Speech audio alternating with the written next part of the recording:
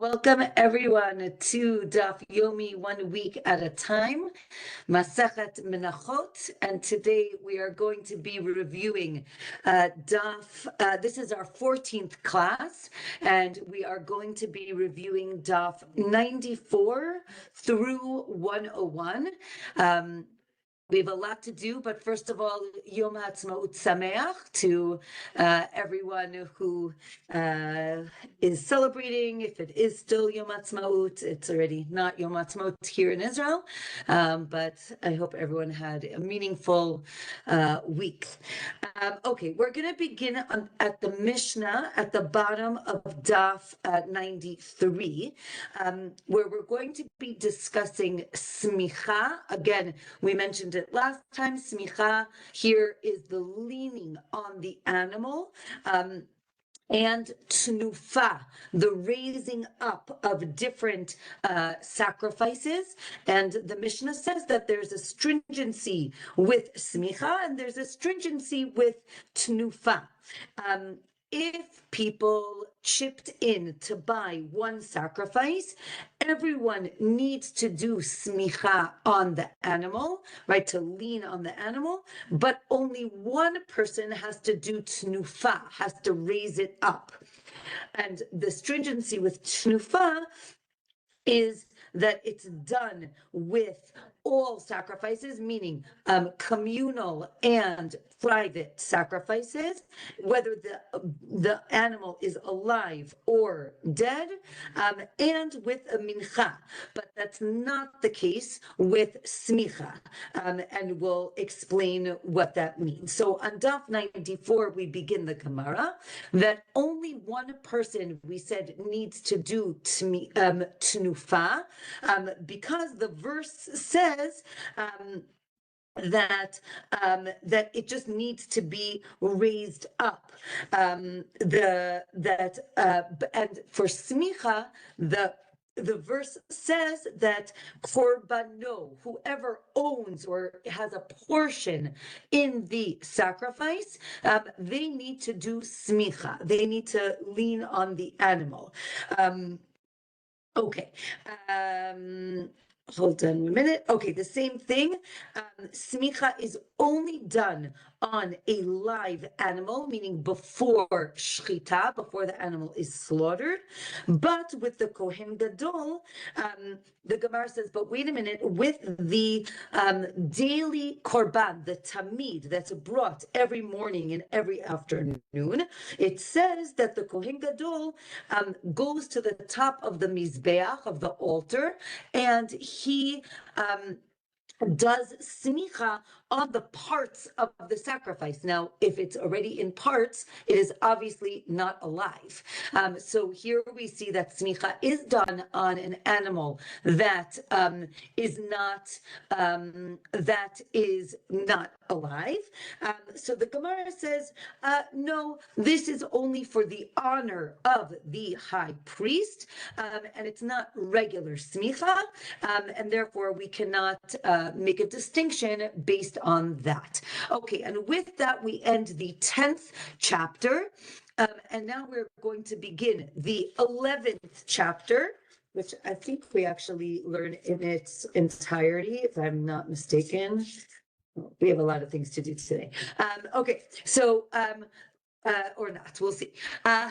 Okay, the 11th chapter begins with the Mishnah discussing the shtei halechem and the Lechem Hapannim. Remember, we discussed shtei halechem are the two loaves that are brought on Shavuot. They need to be, again, it's two loaves. They need to be kneaded individually and baked individually. The Lechem Hapannim, right, 12 loaves, are kneaded individually and baked 2 by 2. And they're made with molds, with a mold to shape them. They're also baked in a mold and then put in a separate mold. And I'll show you pictures in a minute. There were actually 3 different molds that were used. So now the Gemara explains each Lechem Hapannim and shtei halechem needed to be made separately. This is based on the verse. But for Lechem Hapannim, it says put them into the oven oven, and therefore we learned from that they are baked 2 by 2. Okay, I have a lot of pictures for you today. Now, those of you who have the art scroll, there are a lot of good pictures there. But I actually found a shiur where his name is Rabbi Eli Stefanski, and he gives a daily shiur on Daf Yomi, and he has amazing pictures. So this is him on the left. He has amazing pictures, I think all using like AI. So none of this is real. It's all like computer generated. So I like went through the shiur and took like screenshots of the pictures that he uses. So he has a whole website on Daf Yomi. It's really incredible. So if anybody's interested, it is an unsolicited plug. So I give him full credit for all of these pictures because they really are incredible. So here he like has a visualization of the mold. So there was a mold where, and we'll talk about the shape in a minute, but there was a mold for before it was baked. Then here is the molds for when it was in the oven already. So those are separate. And then whoa, hold on, sorry. I think that just went through all my pictures. Sorry. Whoa. Don't look. Okay. Okay, and then this is when they took it out, right? Normally, right, when you bake something, it's much bigger. So, it rises in the oven as well. So there was a third mold that was that the loaf was placed into after it was baked. So those are the 3 molds. Okay, now there's some machloket of what the Lechem Hapannim actually looked like. Okay, wait, hold on. Oh, why? I'm so sorry. I don't know what is going on right now. Sorry. See how many pictures we have? We have a lot of pictures. Okay. Whew. Complicated. Okay. All right. Fine. There's a machloket what the loaves looked like. One option, and I would say generally when you see pictures, it's the one on the left. One is called a teva prutza, which means an open box, right? So one is it's square basically with an opening. The other is called a sfina rokedet, which is a ship, like a fast ship, right? So if you can see, it's like a rounded on the top, and then like a sharp point at the bottom. And of course, you would say this seems to be very complicated. Then the question is, how do these things fit into all the things that we need? So like the Gemara says, if it's a box, where's there going to be room for the bizichin? Remember, the bizichin were the cups for the frankincense. So the Gemara answers, oh, don't worry, there was actually a place within the loaves to put the bizichin if they needed. Another opinion is that they actually sat on the table, which we'll talk about in a minute. Then the Gemara discusses, right? So here's another option for the bizichin. There could be like a whole kind of an indent for the top for the bizichin to be in this one. Then the Gemara says that there were actually these reeds that were placed in between each loaf, because don't forget that the loaves were sitting on the Shulchan the whole week. Now, and the Gemara talks about the miracle that each loaf, the loaves remained fresh and hot the whole week. That was a miracle. But the Gemara says that there were actually these like reeds. You can see it's like a reed that was a circle that cut in half. That it went in between each loaf, so that so that it allowed air to circulate in between the loaves. So you can see how, and then the Gemara discusses how these reeds can sit on either shape, right? It's used to like discuss which shape. And then the Gemara says that there were also these boards that went alongside the Shulchan. Again, if you look carefully, at the bottom is the table, and then you have a stack of 6 loaves, and there were these boards that were alongside the Shulchan that supported the bread. And again, here the loaves. The Gemara then says, okay, that makes sense if they're square, but how would it work if they were boat shaped? And the Gemara has these this idea that it supported on the sides. Another way is that they actually have these like shelves where it supported each curved loaf as well. Okay. The Gemara discussed that the mold that went into the oven had holes in it, and that was the mold for the Lechem Hapannim. And then the Gemara says that it could have been, hold on a minute, let me just see if this is, okay, no, not yet. Okay, so the Gemara discusses that there could have been a mold. Again, remember I showed you like a square mold. It could also have been like a rounded mold. So that wouldn't be a proof of one way or the other if it was square or boat shaped. The Gemara asks, we know that if you take the Lechem Hapannim out of the Beit HaMikdash, out of the temple, that's called Yotze, right? It goes out and it would be invalid. So the Gemara asks, what about when they were traveling in the desert, right? We know that there was a camp, right? This is a picture of the camp of the Jewish people in the desert, right? Each group is a shevet, is a tribe, and they had in the center is the Mishkan, the tabernacle. Around that were the Leviim, the Levites, and around that were all the other tribes. Now, the Lechem Hapannim needed to stay within the Mishkan. Now, what happens, we know that when they were traveling in the desert, so then they would take apart the Mishkan and then they would move. So if they take apart the Mishkan, what happened to the Lechem Hapannim that was on the Shulchan, right, on the table, right? Does it become invalid? So it's a machloket.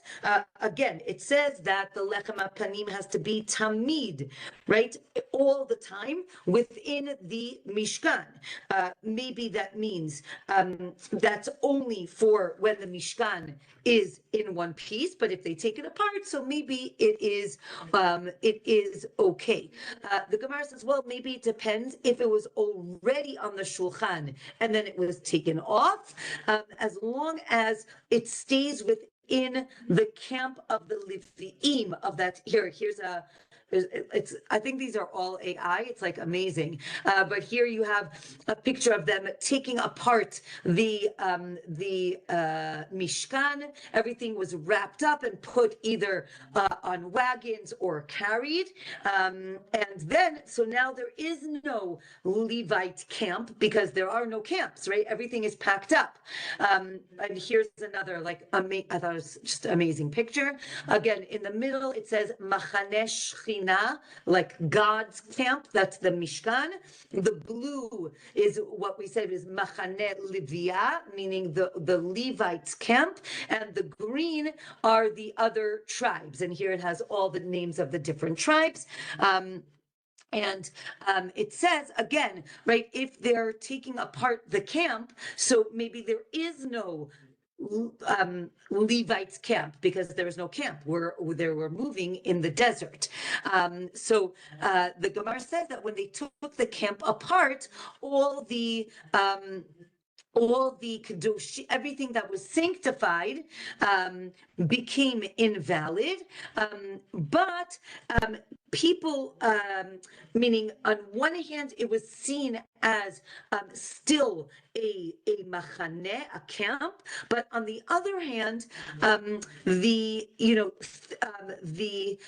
people who needed to be outside of certain camps because they were impure still needed to be outside of those camps, even though the camps didn't really exist. So again, what about the Lechem Hapannim? Maybe there's an exception, maybe there isn't. And the Gemara talks about, what about packing up at night? As we saw in that picture, you could pack up at night. And then it says you can actually start packing up either during the day or at night. And when the curtains are rolled up, so then people who are impure can actually be in the camp because there is no separation of all the camps. And they would be able to be in the camp.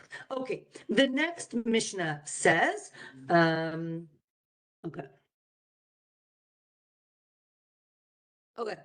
the next Mishnah says the shtei halechem and the lechem hapanim were kneaded and formed, and that could be done outside of the courtyard of the temple, but the baking needed to be done inside the courtyard, and they could not do it on Shabbat.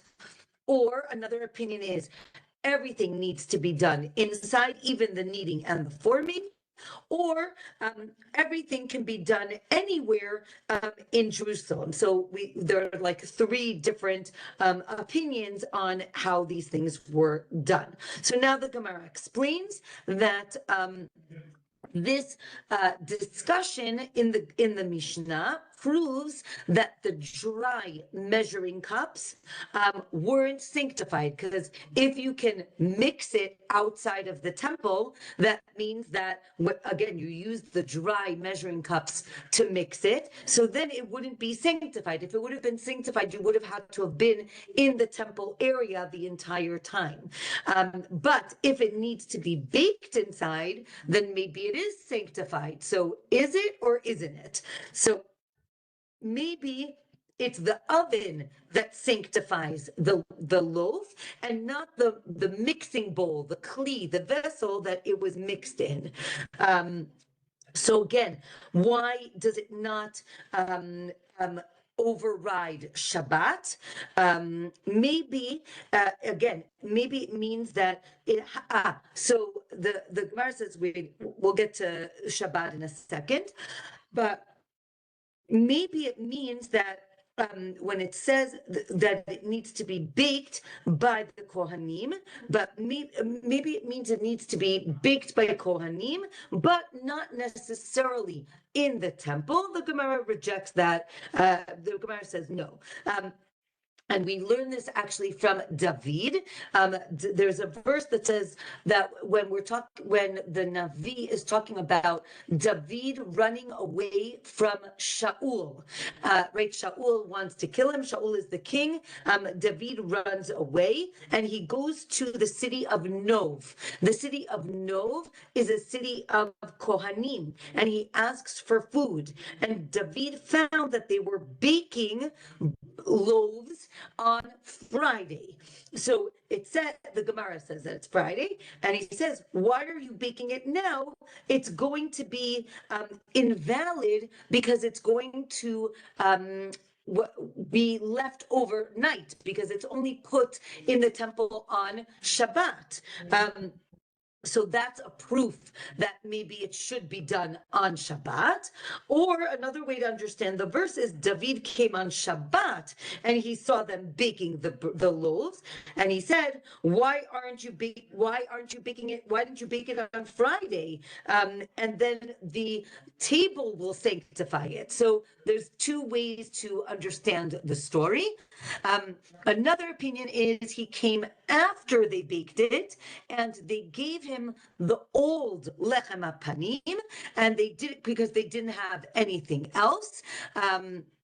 And again, because it was taken off, it was okay, and he could take from that those loaves. Daf 96, or maybe he could even have taken the new loaves because it was already sanctified by the table, by the Shulchan, and because he was in mortal danger, right? He was running for his life, and therefore to save him, he was allowed to take those loaves. Okay, the next Mishnah tells us about the Chavitei Kohen Gadol, the loaves of the mincha of the Kohen Gadol that was brought every day. The kneading, the shaping, and the baking must be done in the courtyard of the temple, and it is doche Shabbat. It does override Shabbat, meaning it could be done on Shabbat, but the grinding and the sifting of the flour does not override Shabbat. Again, because it could be done before Shabbat. Okay, then the Mishnah says, all the Menachot have procedures that are done in a kli, in a vessel, in the courtyard, in the azara, and then the Gemara, now the Mishnah gives measurements. So the shtei halechem, the loaves of Shavuot, are 7 by 4 tfachim, and the horns are 4 fingers, and the Lechem Hapannim was 10 by 5, again tfachim, and the horns were 7 fingers. Right, the Lechem Hapannim, right, panim means faces or facets, it had different surfaces.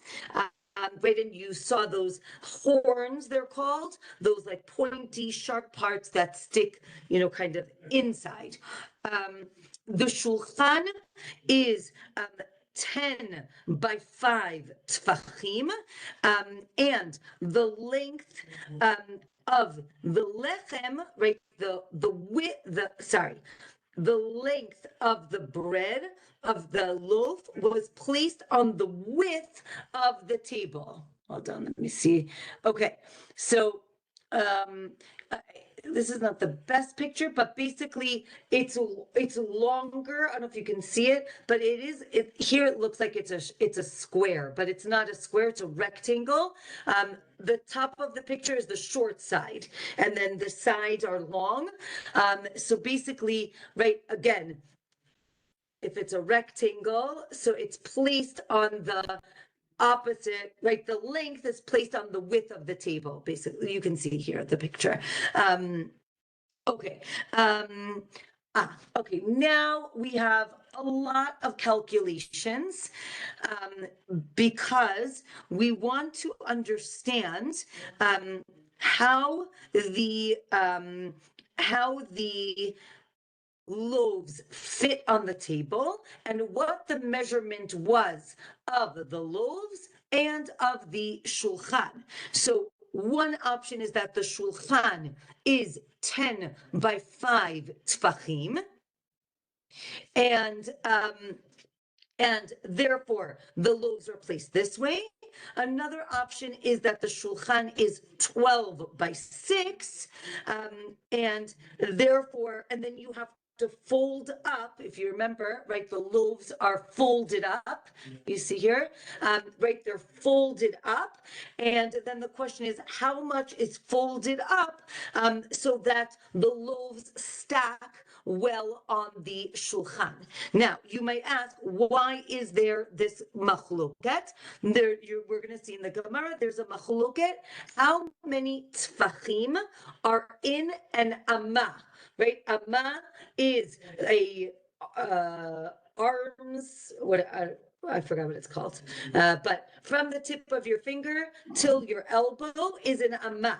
So the question is an amah? There's a machloket if an amah. 1, let's see, 2, 3, 4, 5. Okay, good. Yeah, arm's length, but I thought that might be like this. So it's just this. Okay, the machloket is, was it 5 tfachim or 6 tfachim? That's the question, right? We know that the Shulchan is 1 amma by 2 amot, right? But the question is, does that mean it's 10 by 5 or 12 by 6? And the Gemara is going to go through all of these calculations.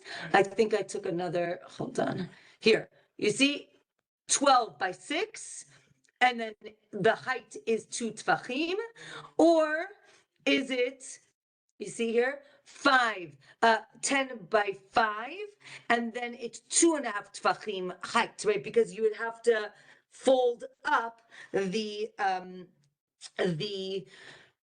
loaves. Okay, we discussed the boards. Let me just see if I have a picture.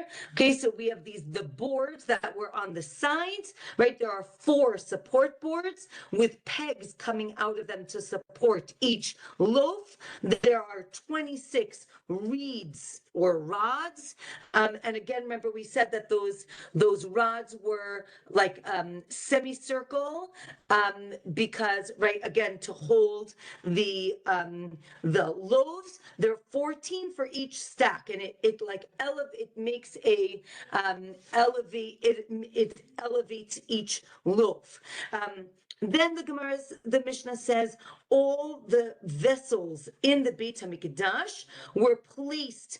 You place the length of the kli, of the vessel, along the length of the Beit HaMikdash, right? So if you remember our picture of the Beit HaMikdash, right? So again, if the Shulchan is right a rectangle, so if this is the dimension of the Beit HaMikdash, it's going to be the length, this lengthwise, not right perpendicular, and I'll show you more pictures in a minute. Okay, so now the Gemara explains, right, again,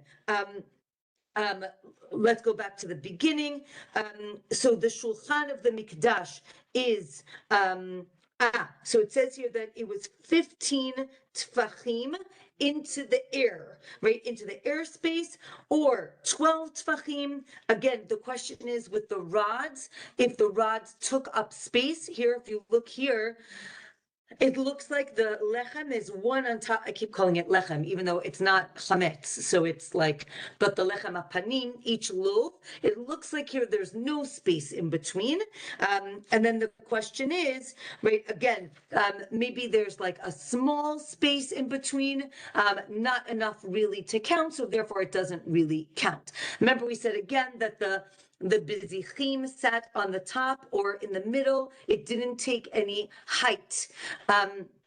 Then the Gemara discusses the frame of the Shulchan. If you see here in the picture, there's below the table is like a line of decoration, right? This was the frame. Now there's a machloket if the frame, in this picture, the frame is below the surface of the table, but another opinion was that it was above the surface of the table. So that is a machloket. Wait, I think I took a picture. Hold on. Here, and so one is below, one is above, and one is that it was above, but it went out on an angle so that the lechem could sit inside on the surface of the table. Then there's a discussion in the Gemara if the Shulchan can become tameh. We know that things that are not meant to be moved cannot become impure.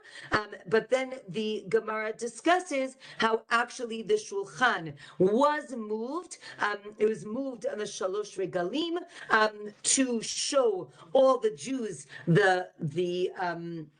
the fact that the loaves were still fresh, and therefore, because it was moved, it is susceptible to becoming tameh. There's a whole discussion, but wait a minute, it's wood. A wood, if it's flat, does not become tameh or can't become tameh only if it has a like receptacle, like if it's a bowl. A tabletop is flat, so that would be problematic. Then the Gemara says, but wait a minute, it's covered in gold, gold, which is a metal, is susceptible to tumah.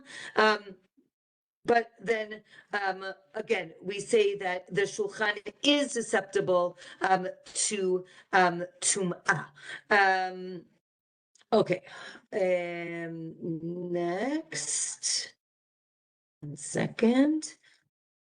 Okay, then the Gemara tells us that all the amot, again, so now we're talking about the measurements, all the amot of the Beit HaMikdash are, again, either 5 or 6. So in the Beit HaMikdash, they were average amot, except for the Mizbeach HaZahav, the gold altar, which is inside the Beit HaMikdash, the horns, and the area around the Mizbeach, all of those are 5 tfachim. Everything else is 6 tfachim. Or maybe the distinction is between the building of the Beit HaMikdash is 6 tfachim. All the vessels were 5 tfachim. So now, since we mentioned the Mizbeach, I don't know if he does have a good picture. Okay, so here we have, and we actually did do this in Zvachim. I don't know if you remember, but if you remember so I was going to say the Gemara gets very technical now about the measurement of the Mizbeach, because we know the size, right? We know that it was 32 by 32 and 30 by 30. But the question is, are we using amot of 6 tfachim or amot of 5 tfachim? And it gets very complicated. I'd rather not go into all the different complications, but I'll just review the overall dimensions of the Mizbeach. The base, right? Remember that there's the base, which is called the Yisod, is 32 by 32. Then it goes, up and in. So remember, because there's the base, the foundation is high and has like a ledge, right? Then it goes in. The next area, which is called the Sovev, is 30 by 30. And then, right, so where Kohanim could walk around on that, like above the red line, which we'll get to the red line in a second. And then when you get to the top is 28 by 28. And if you remember, we discussed the different levels used for different things, remember the red line. The red line is the Chut HaSikra. That was the demarcation of what is the upper part of the Mizbeach and the lower part of the Mizbeach. And I apologize, but I'm going to skip all on Daf 97. It's really like all these calculations of if the Amah in the Mizbeach was 6 or 5. And it could be that they were all 6, they were all 5, half of them were 5 and half of them were 6. But that is there and you can look it up. Then the Gemara tells us that 1 second, we'll get to this in a second. So then the Gemara, right, here's a good picture of the 32, right? You can see that the Mizbeach is a square. It's 32 by 32. Okay, the Gemara tells us that on the corner of on the eastern gate, which was called Shushan Habira, we'll talk about that in a second. So there were 2 basically measuring sticks that were hanging on the wall. One of them was half a finger longer than a regular amah, which is 6 tfachim, and another one was half a finger longer than that. And that was used for craftsmen. When craftsmen came, if they were they would take things with the smaller measurement and give with the bigger one, because again, you want to make sure that you're never stealing from the Beit HaMikdash. That would be really bad. Okay, since we mentioned the Shulchan Habira, again, Shulchan meaning like Shushan from Purim. So the eastern gate was called Shushan Habira. It actually had a picture of Shushan, and there's a machloket why. One option is positive, to remember where they came from, meaning the Persians let them build the second temple, or for fear, right? Remember the Persians who persecuted us, or right, the government. So like, you should be in fear from them. Okay. Okay, then the Gemara says, remember we said we have 12 loaves of the Lechem Hapannim. They need to be in stacks of 6 and 6. It can't be any other combination. You can't put more on one or less than another. The bizichim need to be, again, either we put them on top for one of the pictures, but really the Gemara says that they were next to the stacks of the loaves. Now, remember we said that all the so here's another picture, another calculation of the Mizbeach. So remember we said that all the kelim needed to be along their length went along the length of the Beit HaMikdash, except for the Aron. The ark, the width was along the length of the Beit HaMikdash. So if you're okay, this is actually a picture from the back. Right in front of us is the parochet. So to your left would be north, to your right would be south, and in front of you is east, and behind you is west. So you can see that it really, like the length of the Beit HaMikdash is this way, and the length of the Aron is this way. The Gemara explains it's because of these poles. The poles needed to like stick out, even though they didn't stick out, but they like touched the parochet. And the Gemara tells us that the poles were placed along the narrow side of the Aron so that two people can carry it from the inside, right? Meaning like they would stand in between the poles, and there needed to be space for two people to stand in between. Therefore, it must be that the poles were on these two sides as opposed to the other two sides. Now the Gemara tells us that not only were there, so here you see how the people stood in the middle, and this is the like the top view of the Aron. Okay, now the Gemara tells us that. But why did you put that there? That's weird. Okay. It's a weird picture. Okay, okay, there's a better picture. Okay, here's like a good picture of the Shulchan. Here, let me make it a little bit bigger. Okay, the Shulchan is right again lengthwise. The menorah is here, and the golden altar is here. And the Gemara says, one second, let me just see. Okay, we'll get to that in a second. All right. The Gemara tells us that Shlomo actually made 10 tables and 10 shulchanot and 10 menorahs. And then the question is, how could it be that there was space for all of these things? So the Gemara basically describes how they could put all of these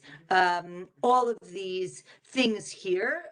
One second, okay, bear with me for 1 minute because I think there was a better picture, sorry. Okay, here. Now here the Gemara, hold on, this is from the art scroll. Okay, the Gemara discusses how can we have 10 tables plus Moshe's tables, and they have to be within, as you can see, they have to be in the half of the sanctuary, and they have to be on the northern side. They can't be into the southern side. So you can see that there are different options. One that looks almost like an H, one that looks the other way, and then finally, the Gemara basically resolves it by saying that it looked like this, that the Shulchan of Moshe was not in between the two rows. It was in front of the two rows. Then the two rows could be closer together. And that was the way that you could have 10 shulchanot plus the shulchan of Moshe. And the same thing was with the menorah, the same discussion. There were 10 menorot plus the menorah of Moshe. And then the Gemara tells us that the Lechem Hapannim was only put on Moshe's Shulchan, not on all 10, and they didn't light all 10 of Shlomo's menorahs, only Moshe's. Another opinion was actually that they did put Lechem on all of them. Then the Gemara describes there were actually two other tables that were in the antechamber in the ulam. One was silver and one was gold, and we'll get back to that in a minute.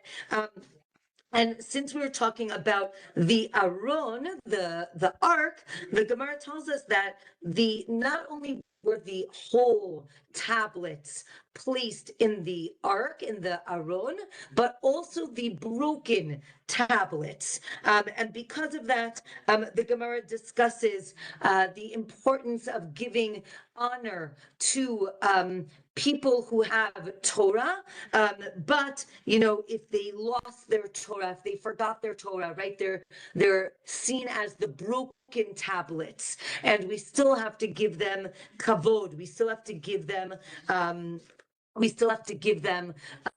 honor.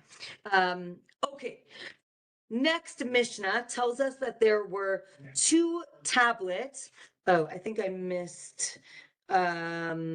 Okay, wait, there was another discussion. Wait, let me just make sure. Yeah, there's another discussion just quickly about the menorah. Oh, where did that go? Hold on. Here, the menorah, again, we said it should go lengthwise, right? This way, east-west as opposed to north-south. Another opinion is that it went north-south. And here the discussion is that either if it went east-west, so then all the wicks would face the inner wick. If it went north-south, then the central wick would be facing the Beit HaMikdash. So that's and here's a picture in Rashi about how all the wicks kind of faced the central wick. Okay, great. Next is, hold on one second. So many things to do.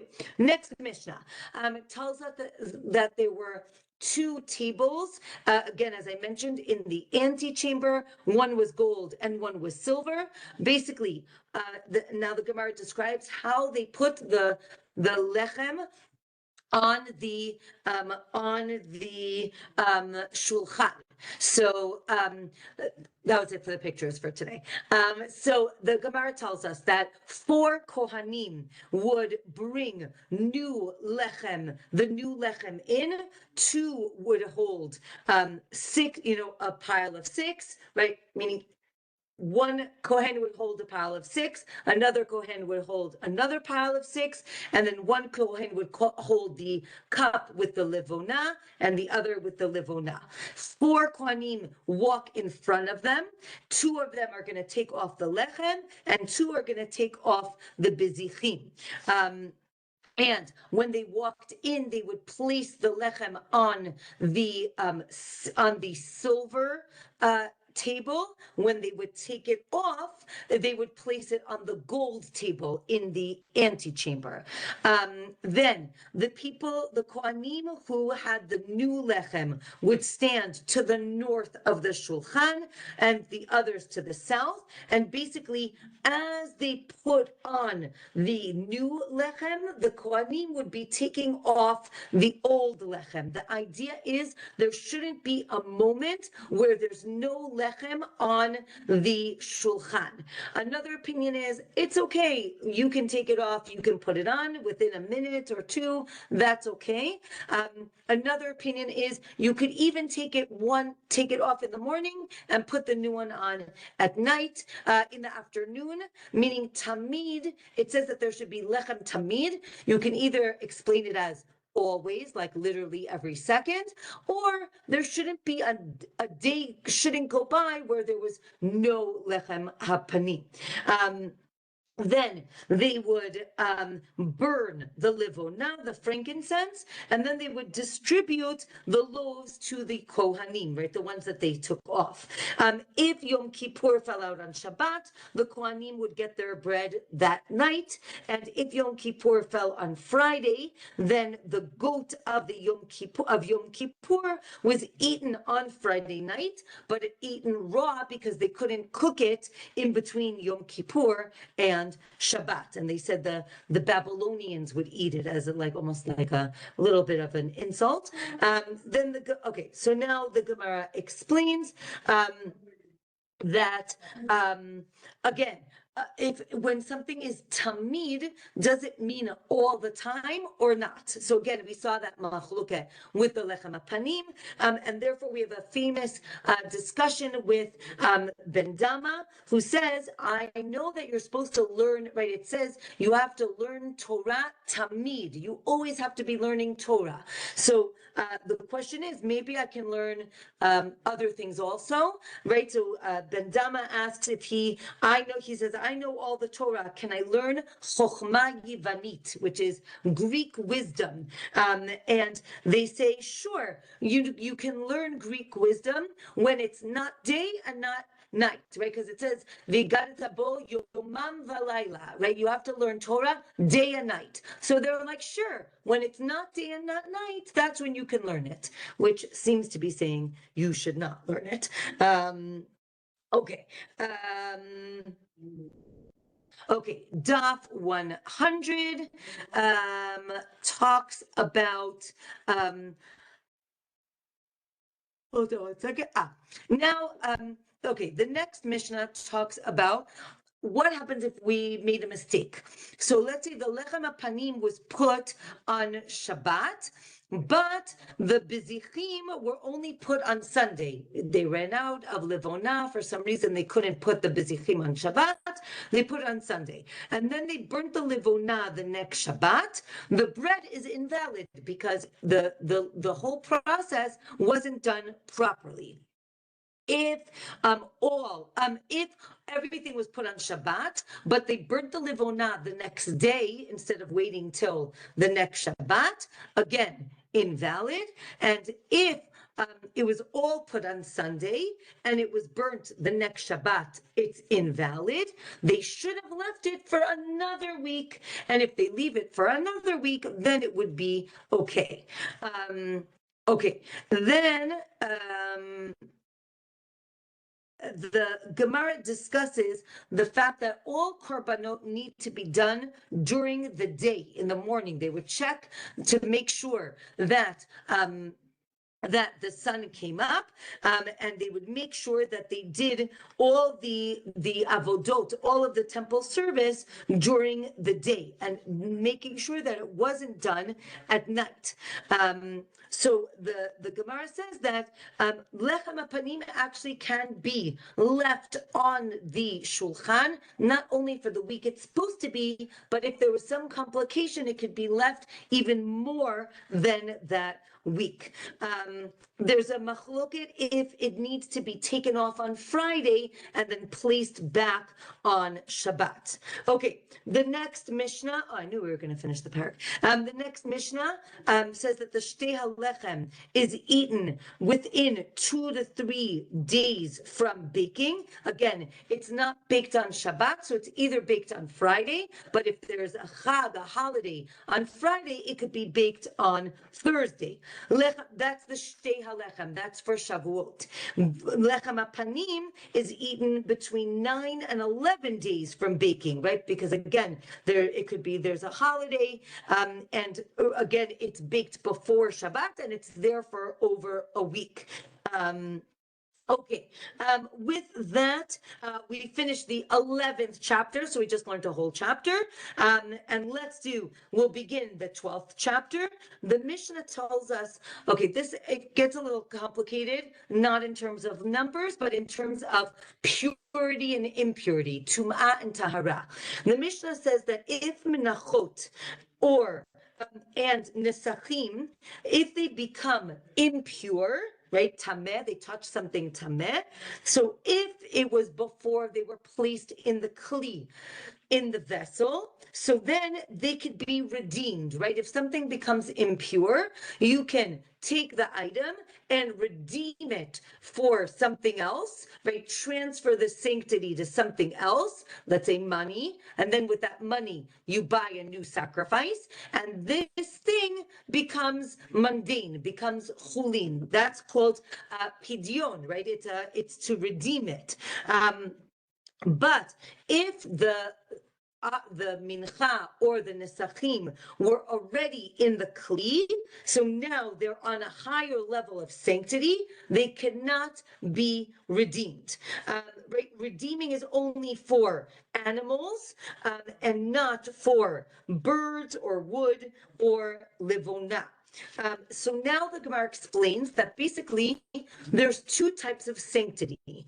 One is called kedushat damim, where the value of an item is holy, right? If I say, I'm not saying it, but if I say, this phone is for God, right? Or for the Beit HaMikdash, obviously the phone is not going on the altar, right? We don't sacrifice phones. So obviously I meant take my phone, sell it, get a great price. With that money, now either bring depending what I said, right? Either bring a sacrifice or use it for the upkeep, what's called bedek habayit. Use it for the upkeep of the temple. That's called kedushat damim. The value is sanctified. The higher level is called kedushat haguf, where the actual item is physically sanctified, right? So if you have a sheep that doesn't have any blemish, that becomes holy, right? Because it is going to be a sacrifice, not the value, but it itself. So the mincha and the nesachim, before you're placing them in a vessel, they are sanctified. The value is sanctified because it itself is not sanctified yet. Once it's placed in a kli, in a vessel, then it becomes sanctified. And now Daf 101 basically has a machloket about can these things become, when they become impure, can they be redeemed or not, right? So the Gemara says that let's say a blemished animal can be redeemed, right? Birds can't be redeemed because they have, again, anything that has kedushat haguf, physical sanctity, cannot be redeemed. But what about wood and livona? They only have the monetary sanctification, kedushat damim. Why can't they be redeemed? So the Gemara says that they can be redeemed when they are pure, but because they are not common, meaning it's hard to come by livona, frankincense, and wood, the Gemara explains that because it can't have any worms in it, it's hard to find pure wood, I guess you could say, or unblemished wood. Therefore, it cannot be redeemed. Right? It's uncommon, and therefore it cannot be redeemed. Now the Gemara discusses if something is impure, right? Can it be redeemed? Or if it can be redeemed when it's impure, can it be redeemed when it's pure, right? When it's tahor. So, right, if it's tameh, if when it's impure, it can be redeemed. So it cannot be redeemed when it is pure, when it is tahor. Then the Gemara talks about if the mincha becomes pigul. Remember, pigul is if you had improper intent to eat it outside the wrong time or the wrong place. It cannot convey food tum'ah, right? Impurity of food. And then the Gemara discusses that if something had a moment, what's called sha'at hakosher, a moment where it was viable, it was fit for the Beit HaMikdash, then even if it becomes impure, it cannot convey impurity from food. If something can be redeemed, so the Gemara talks about that. If something could be redeemed, then we view it as if it was redeemed already. And this is actually learned from the para aduma. But the Gemara says, well, maybe that's just an exception. Because with para aduma, we know that if you find a nicer one, you can actually redeem it. You can switch it out. But for mincha, there's no mitzvah. There's no obligation if you find better flour. What's better flours, right? So the flour is flour. So because there's no mitzvah to redeem it, as long as you haven't redeemed it, it's as if you didn't redeem it. Okay, and with that, we are going to stop and Be'ezrat Hashem pick it up next week. Next week, we're back to Tuesday night. So just a reminder, and wishing everyone, again, I hope, wishing you a Yom HaAtzmaut Sameach, if it's still Yom HaAtzmaut for you. And just as a plug, I know, David, you're in London, right? So I'm actually going to be in London next Shabbat for the Mizrahi, I forgot what it's called, Shabbat Day of Inspiration or Shabbat of... Where in London? I'm going to be in Edgware for Shabbat. And then on Sunday, I'm going to be speaking in Edgware and in Hendon. So, Hendon, where in Hendon? I think in Nair. Right. Okay. What time about? You don't know. Hendon is in the afternoon. The Mizrahi UK website has all the information. So this coming Sunday. This coming Sunday. No, in a week, another week. Yes. Maybe. Okay. Bezrat Hashem, come and say hi. I don't really know my schedule, but they'll let me know. I guess I'll let you know next class, next Tuesday. Hopefully I'll know more. And who's your Balach Sanya? Who's your host? I don't know anything yet. I just know Mizrahi UK is bringing me in. So who knows? Yes, who knows? But I'm looking forward. Okay, we have 2 minutes. If anybody has any questions, yes, Aliza. Okay, artificial intelligence, is that artistic, poetic license that loaf looks like that? It doesn't really, I mean, wait a minute, I got it. Okay, did it really look like that, or is that just for show? No, meaning we know, again, there was a machloket if it's flat on the bottom or rounded on the bottom, but we know that it was folded up, and we know that it had like horns, like points at the top. So it does have that shape. Did it look exactly like that? I'm not sure. But because gravity will not allow that to be as it is. It's going to keep. It was in it's the a mold. great It was question. supported.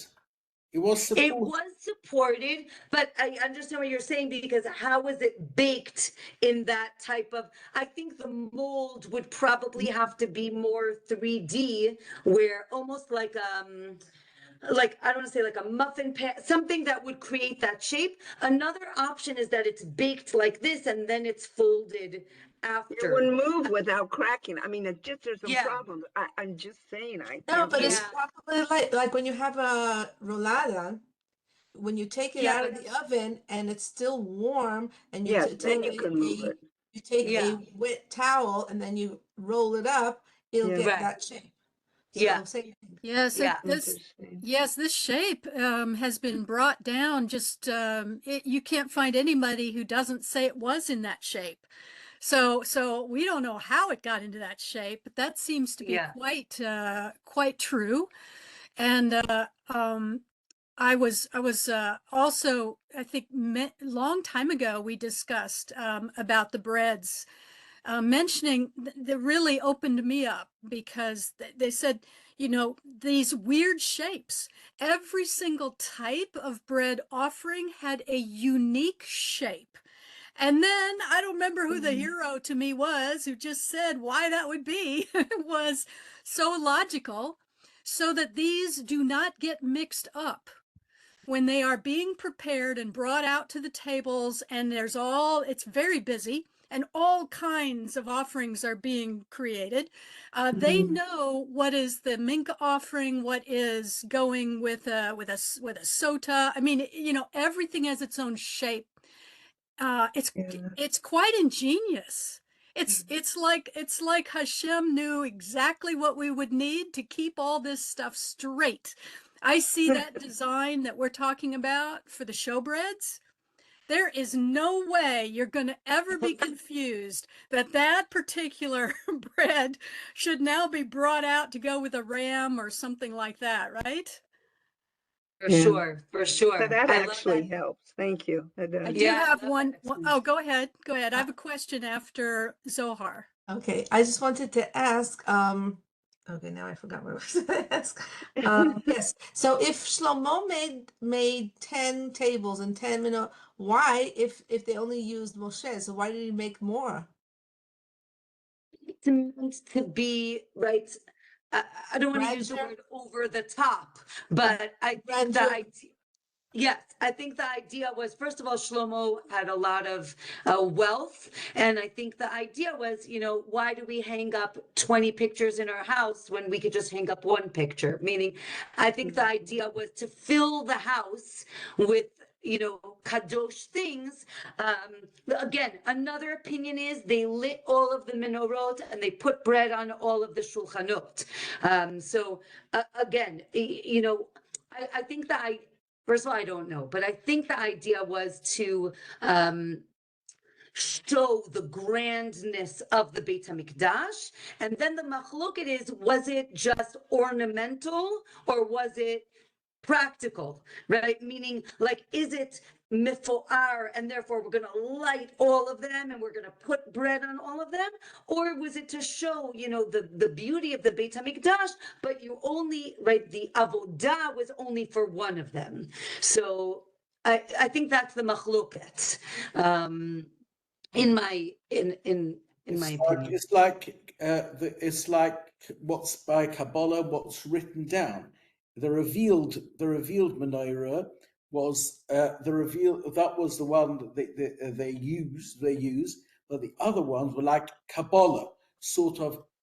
He did have some sort of did have some sort of instruction how to build them, but that was sort of like Kabbalistic additions, which Interesting. Interesting. Yeah. Interesting. Yeah. Ilanit, you had another question? Yes. If you've got the energy, thank you for staying late, Rabbanit. This was fascinating today. I continue to wrestle with the mixing of the dough, where it happened. At the first part of the class, that came up, that whether or not dough could be mixed, that's going to be for offerings, outside of the curtains of the Mishkan, if that could Right. happen. And I think, we know that in order to bring the Levi's their gift or of portions of the challah, the women, that came right from their tents. That they were mixing up dough, and they would bring some challah to the Kohen, so that came from their tents. And the logistics, and said, during the times of the Mishkan, you would bring 40 loaves for a Thanksgiving offering, things like this. Could that be, maybe that was trusted at that time, that they could mix it in their tents there in the desert and bring it, because of the quantity and everything else. But later on in the first and second temples, was maybe that was disallowed. I mean, my final question would be then, so do we have a situation where you get to the final temple, like the second temple or something, and you need 40 loaves or whatever? Did they have a great bakery on site where that you just went in and you pointed to, I need 40 of those or whatever, and it was all made by them, and it was all kept inside? So okay, so good question. If you remember, in the beginning of towards the beginning of the Masechah, we were always struggling with when does the mincha become sanctified, right? And that moment is going to be very important, because that moment has to be in the Beit HaMikdash, or in the temple area, and therefore, right, the Mishnah that we just read seems to be implying that basically depending on which mincha we're talking about, did it need to be kneaded and mixed in the Beit HaMikdash, or only baked in the Beit HaMikdash? There was a bakery on Har HaBayit, and there was a certain Kohanic family that they were the bakers. So there was, meaning that there's a lot, you're talking about a lot of activity and action. There is a lot on the Temple Mount, and everything, there's a lot going on. There's definitely baking being done in the Beit HaMikdash. The question, of course, is the stages beforehand. Did they need to be done in the Beit HaMikdash, or could they be done outside, meaning in Yerushalayim? And that's the machloket, but most agree that definitely the final stages needed to be done in the Beit HaMikdash. And in general, again, you brought up challah. There's a big difference. Challah is something that everyone was doing in their house, and it's not it becomes sanctified when you separate it, but it is not a sacrifice. For things that were for the mincha or the Lechem Hapannim, that the Kohanim are doing, not the people. Right, the people would bring, again, if, like you mentioned, the Korban Todah, you would bring the flour with you to the Beit HaMikdash, but it's not like you were making the loaves, meaning the Kohanim are making the loaves. So I think, like you said, there was a bakery, and I think you said, give me 2 of those and 3 of those and a few of those, and put some sprinkles on top. But I think that was done again. The Beit HaMikdash was an enterprise, right? There's a lot going on. So and then in different areas and different people, so things shouldn't get confused. But obviously, there's a whole masechet about called kneading, where birds get confused. So things did happen, but in general, it was meant to work in a functional way, and where there was, areas for everything and people who were experts in what they were doing. And then Thank you you. have the question of the hechsher either. Yeah, exactly. All right. Everyone have a wonderful night and Shabbat Shalom. And Be'ezrat Hashem, we will meet next Tuesday. I'll send out an email. All right. Have a great night, everyone. Bye-bye. Thank you. Thank you. Bye. Thank you. You too. Bye-bye, Bye-bye. guys.